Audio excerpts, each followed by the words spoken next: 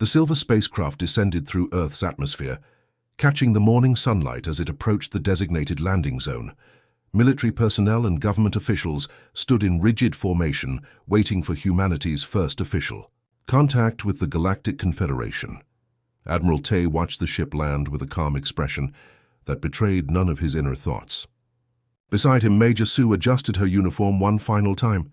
"Ready for this, Major?" Admiral Zhou asked quietly.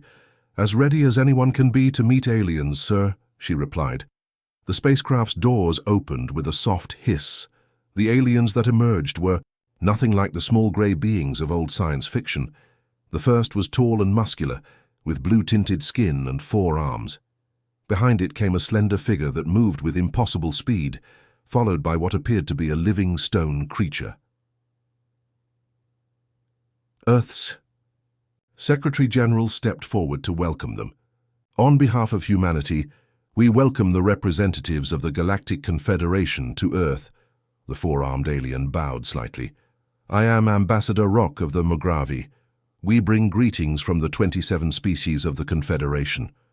The diplomatic formalities continued for several hours. It wasn't until the second day of talks that Admiral Zhou and Major Zhou were invited to discuss military matters.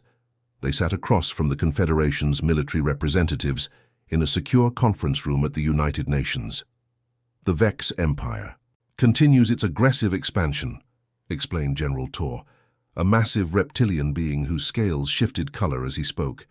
"They have conquered 3 star systems in the past year alone. Our intelligence suggests Earth may be targeted within the decade." Admiral Zhou nodded. "Then our joining the Confederation comes at a critical time. Earth is prepared to contribute to the common defense." A strange sound filled the room. It took the humans a moment to realize the aliens were laughing. "Forgive."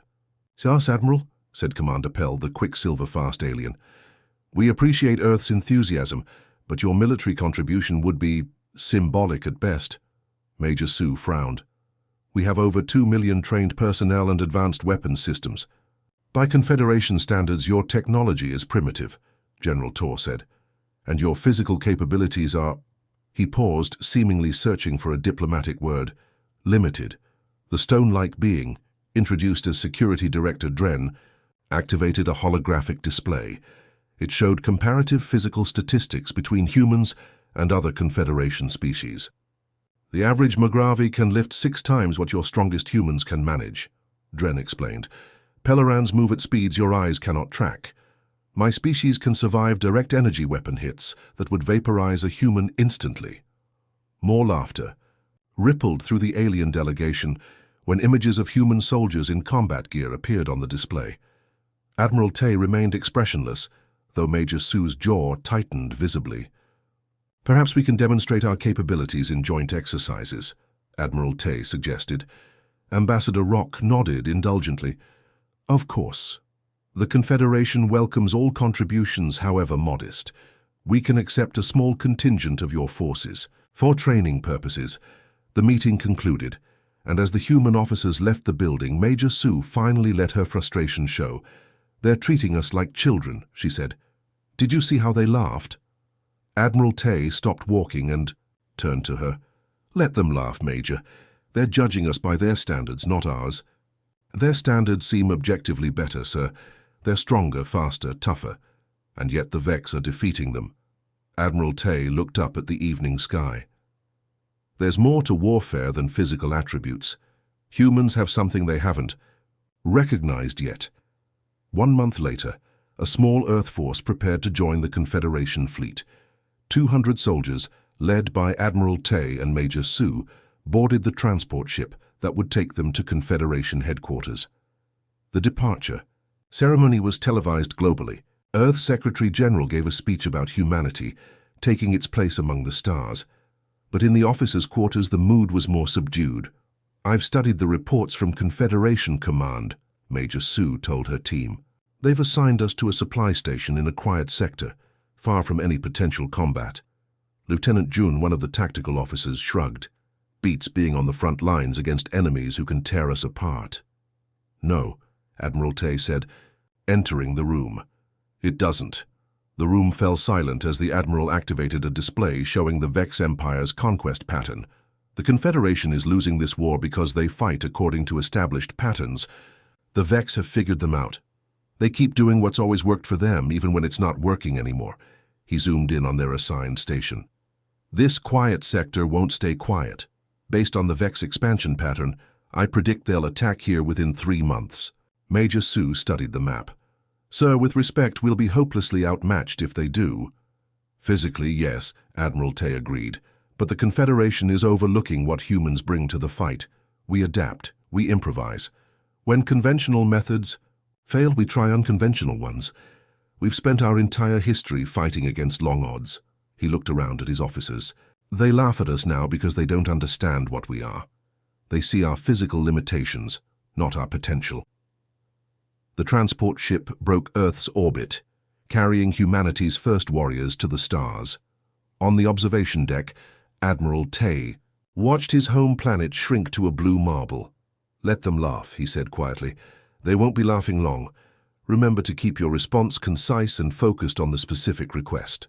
Since you're writing a creative story, no citations are needed, but ensure it follows the specified style. Third person, interesting, simple, and basic English, with no headings." The supply station orbited a small moon in what the Confederation called a low-priority sector. For 3 months, Admiral Zhou's predictions about a Vex attack seemed wrong. Human soldiers trained alongside alien counterparts who still regarded them with a mixture of curiosity and dismissal. Major Zhou supervised combat drills while Lieutenant June worked with the station's defense systems.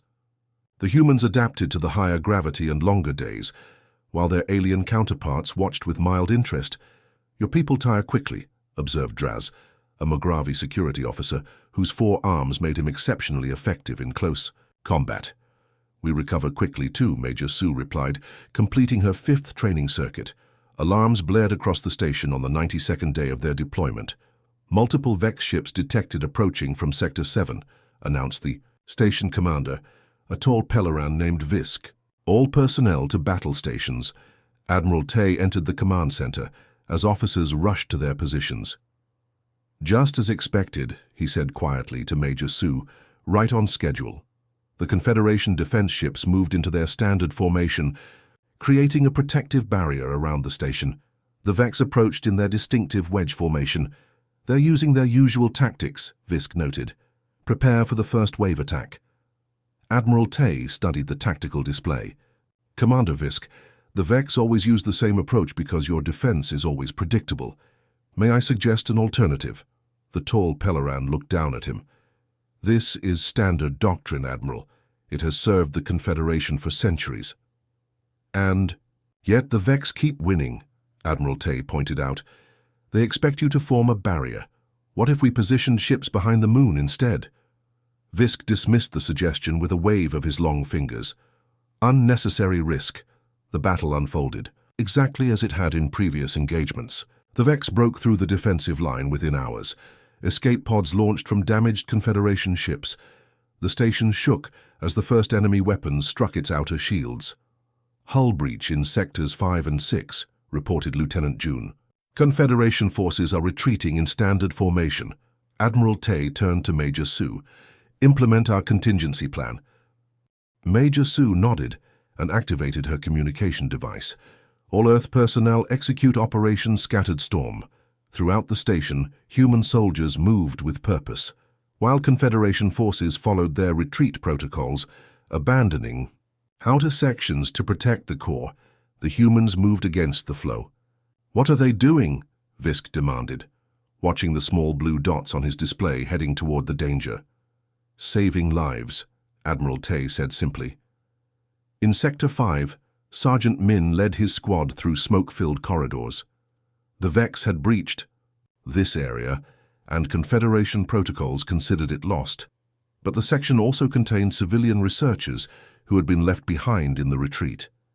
"Life signs ahead," Sergeant Min told his team. 12 civilians trapped in the research lab. A Vex patrol blocked their path. The aliens were encased in dark armor, standing 2 meters tall with weapons that could cut through metal. Sergeant Min signaled his team. They split into 3 groups approaching from different access points. Standard Confederation soldiers always attack from the front, he had told them during training. The Vex expect that. We don't do what's expected. The human squad attacked simultaneously from 3 directions. Their weapons were less powerful than the Vex's, but surprise gave them the advantage. Within moments, the patrol was down. Across the station, similar scenes played out. Human teams rescued stranded personnel, secured vital systems, and established defensive positions in supposedly lost sectors. In the main hangar, Lieutenant Zhou faced a different challenge. Vex forces had damaged the evacuation transports. According to Confederation protocols, the transports were now unusable. These systems aren't compatible, a Dren engineer told him. The backup power cannot connect to the main drives. They don't need to be compatible, Lieutenant Zhou replied. They just need to work once. He began rewiring the systems, creating connections that weren't in any manual. The Dren watched with increasing interest as the human created a power configuration that shouldn't function, but somehow did. Unorthodox, the Dren admitted, as the transport hummed to life. In the command center, Visk watched in confusion as reports came in from across the station. Sector 5 secured by human forces, civilians evacuated from Sector 6, emergency transports operational again. Admiral Tay stood calmly beside him. Your protocols are excellent, Commander, but they're also predictable. The Vex know exactly how you'll respond in any situation. And humans, Visk asked. We improvised. The battle lasted 18 hours. When it ended, the station remained damaged but intact. Most importantly, casualties were significantly lower than in previous Vex attacks. In the aftermath, Commander Visk approached Admiral Tay in the medical bay, where the Admiral was visiting injured personnel. Your soldiers disobeyed standard protocols, Visk said. Yes, Admiral Tay acknowledged. They took unnecessary risks. I disagree. The risks were calculated.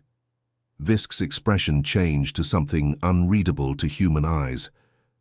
The Confederation High Command has requested a full report on your tactics. Admiral Tay nodded.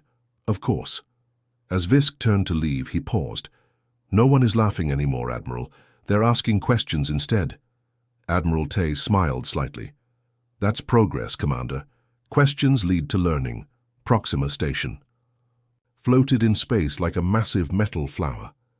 Its 6 petal-shaped sections extended from a central hub, each housing different operations critical to the Confederation war effort. Supply ships arrived and departed constantly, carrying materials to the front lines where Confederation forces struggled to hold back the Vex advance. 3 months after the successful defense of the supply outpost, Admiral Tay and his human contingent received new orders. They were being transferred to Proxima Station, not as a symbolic presence this time, but as part of the station's defense force. The Confederation Military Command was impressed by your actions, explained General Mick, a stone-skinned Dren who commanded the station, though many still question your methods. Understanding will come with time, Admiral Tay replied diplomatically. Major Su supervised as human personnel integrated into their new assignments. Unlike before, they were being placed in positions that matched their skills rather than being relegated to minor roles. Lieutenant Zhou joined the station's tactical team, working alongside aliens who now regarded him with curiosity rather than dismissal. During one planning session, he noticed a flaw in the station's defense protocols. If the Vex attack from these 3 vectors simultaneously, he pointed out, the standard response leaves the southern quadrant exposed for 47 seconds. The Peloran tactical officer blinked rapidly, a sign of surprise. The probability of such an attack pattern is less than 12%. The Vex study your patterns, Lieutenant Zhou countered. They'll exploit any weakness, no matter how unlikely you think it is. Word of the humans' unconventional thinking spread throughout the station. Some alien officers began consulting them informally, curious about their perspective. Others remained skeptical, clinging to centuries of Confederation military doctrine. Admiral Tay was invited to join a high-level strategic meeting when intelligence reports indicated increased Vex activity in nearby sectors. Our analysis suggests they may target the Dra'kari system, said the Mogravi intelligence chief. Admiral Zhou studied the star charts. With respect, I believe Proxima Station is the target. The room fell silent. Impossible, stated General Meek. Our forces in this sector would detect their approach long before they reached us. Not if they used the Canis Nebula to mask their approach. Admiral Zhou pointed to the cloud of gas and dust that most ships avoided. The radiation and debris make it dangerous, but it provides perfect cover for a surprise attack. No fleet would risk traveling through the nebula, argued the Peloran commander. The damage to ships would be too severe. Admiral Zhou's expression remained calm. The Vex don't value their ships or even their troops the way you do. They accept casualties as the cost of victory. Despite his warning, the Confederation command dismissed the suggestion. They reinforced the Dra'kari system instead, leaving Proxima Station with its standard defense complement. 3 days later, Vex warships emerged from the Canis Nebula. Alarms blared throughout Proxima Station. Personnel rushed to battle stations. As the first energy blasts struck the outer shields, multiple Vex warships approaching from the nebula, reported the sensor officer, his voice betraying his shock. Their ships show significant damage from the radiation, but weapons are fully operational. General Mick turned to Admiral Zhou, who had arrived in the command center moments after the alarm sounded. You were right. We should implement alternative defense strategies immediately, Admiral Zhou suggested. The standard protocols won't be effective against this kind of surprise attack. This time, General Mick nodded. What do you propose? First, we need to move civilian personnel to the central hub, then reconfigure our defense grid to create overlapping fields rather than the standard perimeter. As the battle intensified, Confederation ships formed up to defend the station. The Vex pressed their attack, sacrificing damaged ships as battering rams against the defenders.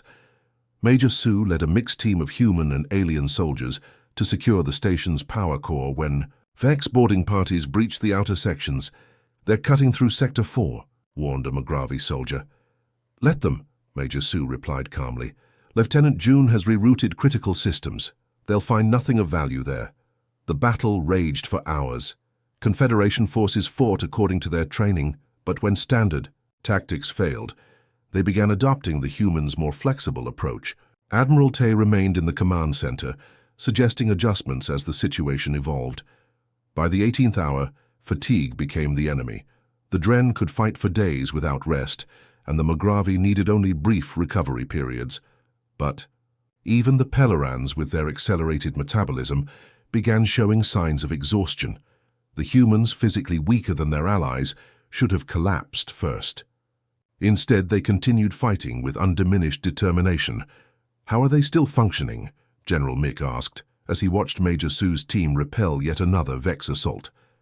Sergeant Bay, a human communications officer, held up a small container. Coffee, sir, lots of it. A stimulant? Among other things, Sergeant Bay replied with a tired smile. By the 30th hour, Vex forces had penetrated to the station's third ring. Confederation protocols called for abandoning the outer sections and concentrating defenses around the core. That's exactly what they expect, Admiral Zhou argued. It's what you always do. What alternative is there? Demanded General Mick. Let my people show you. Human soldiers, working alongside the aliens who had come to respect them, implemented tactics no Confederation military planner would have considered. They created false targets, left traps in abandoned sections, and used the station's maintenance systems in ways their designers never intended. When Confederation reinforcements arrived on the 4th day, they expected to find Proxima Station either destroyed or barely holding its core sections. Instead, they found the station damaged but intact, with Vex forces in retreat. In the aftermath, General Meek sought out Admiral Zhou, who was finally getting some rest after nearly 4 days without sleep. The Confederation High Command requests your presence at Central Command, General Meek informed him. They want to understand how you defended this station with such limited resources. Admiral Zhou nodded tiredly. Tell them we'll come. After we've had some sleep, of course. General Mick hesitated, then added, No one is laughing at Earth's army anymore, Admiral. The Grand Hall of the Confederation's Central Command buzzed with activity. Officers from dozens of species moved purposefully between stations, monitoring the ongoing war against the Vex Empire. In the center of the room stood a circular table where the highest-ranking commanders gathered to discuss strategy. Admiral Zhou entered alongside Major Zhou and Lieutenant Jun. The human officers felt the weight of countless alien eyes upon them. Just 6 months earlier, these same Confederation officers had laughed at the idea of humans contributing meaningfully to the war effort. Now they waited in silence for the humans to speak. Supreme Commander Raz, leader of all Confederation military forces, gestured for Admiral Zhou to approach the central table. The massive four-armed Mogravi towered over the human, but his posture conveyed respect. "Admiral Zhou," Raz began, "your defense of Proxima Station defied all statistical models. Our analysts still cannot explain how your forces succeeded against such overwhelming odds." Admiral Zhou nodded. "With respect, Commander, your models don't account for human adaptability." "Explain," Raz requested. Admiral Zhou activated the holographic display at the center of the table. It showed scenes from human military history, ancient battles fought with spears and shields, modern conflicts, with tanks and aircraft and everything in between. "Humans have been fighting wars against other humans for thousands of years," Admiral Zhou explained. "Often the victors weren't those with superior strength or technology, but those who adapted fastest to changing conditions." The alien commanders studied the images with increasing interest. "This battle," Admiral Zhou continued, pointing to an ancient scene, "was fought at a place called Thermopylae. A small force held off a much larger army by using the terrain to their advantage." Lieutenant Jun added, "And here at Incheon an amphibious landing succeeded because it came at a place the enemy thought impossible to attack." Major Zhou stepped forward. "Humans evolved as persistence hunters. We're not the strongest, fastest, or toughest species. We survived by outlasting our prey and adapting to our environment." Supreme Commander Raz considered this. "You suggest that these evolutionary traits make you effective warriors despite your physical limitations?" "Precisely," Admiral Zhou confirmed. "We don't win by being stronger. We win by being smarter, more flexible, and more determined." The Confederation War Council debated for hours. Some members remained skeptical, arguing that a few isolated successes didn't prove the value of human tactical thinking. Others pointed to the statistics. The human contingent had suffered fewer casualties and achieved better results than standard Confederation units. Finally, Supreme Commander Raz made his decision. "We will integrate human tactical advisors into all major Confederation battle groups," he announced. "Additionally, we will form special mixed-species units combining the physical advantages of various species with human tactical leadership." The implementation began immediately. Human officers found themselves assigned to ships and bases throughout Confederation space. At first, many alien commanders resisted the changes to their established procedures. But as victories accumulated, resistance faded. On the Confederation training station orbiting the capital world, Major Zhou oversaw the first mixed-species combat unit. Her team included 2 massive Mogravi soldiers, a trio of lightning-fast Pelorans, a Dren engineer whose stone-like skin could withstand direct energy weapon hits, and 5 human tactical specialists. "The Vex expect us to fight as separate species, each with our own strengths and weaknesses," Major Zhou explained to her team. "They study our patterns and exploit our limitations, but they've never faced a truly integrated force before." In the observation room above the training floor, Admiral Zhou watched with Supreme Commander Raz. "Your Major Zhou has a gift for bringing diverse forces together," Raz observed. "All humans do, to some extent," Admiral Zhou replied. "We're a diverse species. Ourselves. Our nations spent centuries fighting each other before learning to cooperate." "A costly way to learn," Raz noted. "Yes, but the lesson sticks." Below, Major Zhou's team completed the training scenario in record time. The Mogravi provided the raw strength needed to move heavy obstacles. The Pelorans scouted ahead at speeds no human could match. The Dren absorbed enemy fire that would have killed other species instantly. And the humans coordinated it all, making split-second decisions that adapted to changing conditions. "Impressive," Raz admitted. But will it work in actual combat? Admiral. Tay smiled slightly. Let's find out. 1 month later, Major Zhou's mixed-species unit deployed to a Confederation outpost under Vex attack. The defending forces had been following standard protocols and were on the verge of defeat when the new unit arrived. The Vex, familiar with Confederation tactics, had positioned their forces to exploit the predictable defense patterns. They were completely unprepared for what happened next. Instead of retreating to defensible positions, as Confederation forces typically did, the mixed unit advanced. Mogravi soldiers broke through barricades that should have stopped any assault. Pelorans appeared behind Vex lines, disrupting their communications. The Dren walked untouched through energy weapon fire to reach critical positions, and the humans tied it all together, communicating continuously, adapting their plan as circumstances changed, turning the Vex's own tactics against them. Within hours, the tide of battle turned. The Vex forces, confronted with an enemy that didn't behave according to their models, fell into disarray and eventually retreated. The success was repeated across a dozen battlefronts as more mixed-species units deployed. For the first time since the war began, the Confederation was winning consistently. In a secure communication chamber, Admiral Zhou received a message from Earth. The United Nations Security Council had approved sending additional human forces to join the Confederation military. "Tell them to come," Admiral Zhou told the communications officer. "The Confederation is finally ready to see what humans can really do." Supreme Commander Raz, standing nearby, nodded in agreement. "No one laughs at Earth's army now, Admiral. Instead, we learn from it." The Confederation capital world glowed like a jewel against the blackness of space. With its 3 moons and rings of defensive satellites, it was considered the most secure planet in the galaxy. This was why the Confederation Council had dismissed intelligence reports, suggesting the Vex might target it directly. They would never risk such an assault, argued the defense minister, a tall Peloran whose silver skin rippled with emotion. "Our defenses are impenetrable."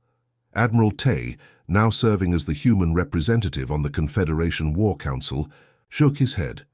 "The Vex Emperor is growing desperate. Our recent victories have pushed them back on all fronts. A strike at our capital would be a significant symbolic victory, regardless of the cost." The debate continued for hours until Supreme Commander Raz finally sided with Admiral Zhou. "We will prepare for an attack.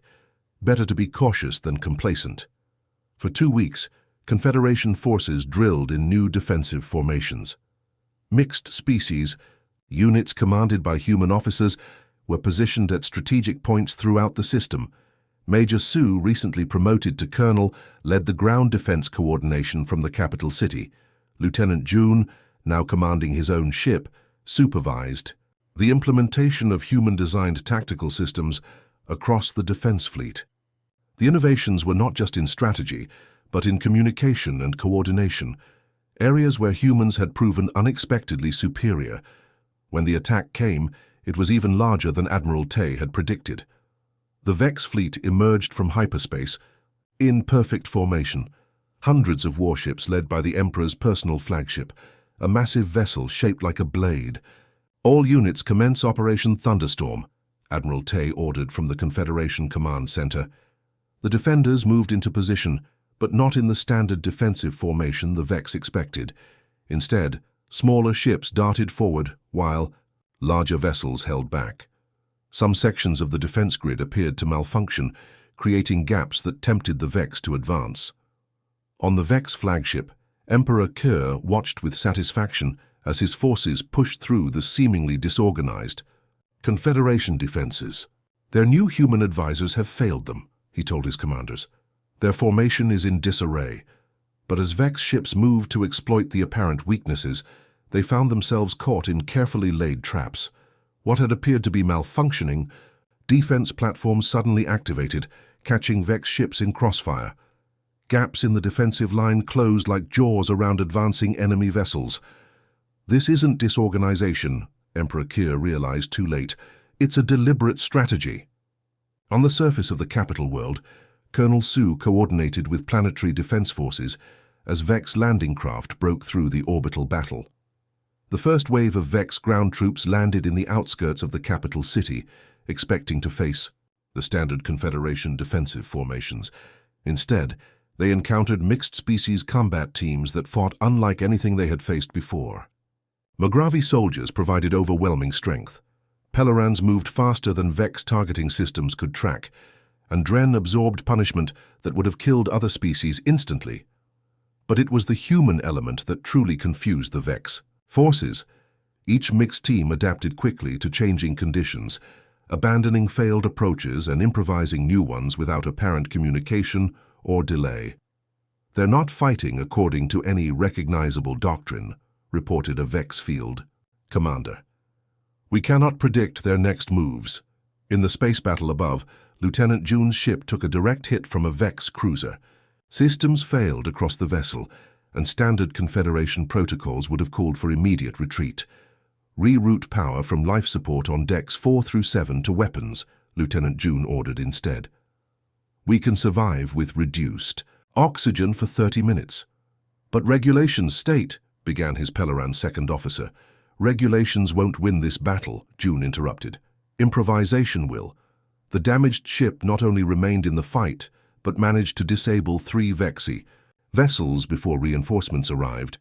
Similar scenes played out across the battlefield, as human-influenced tactics repeatedly confounded Vex expectations.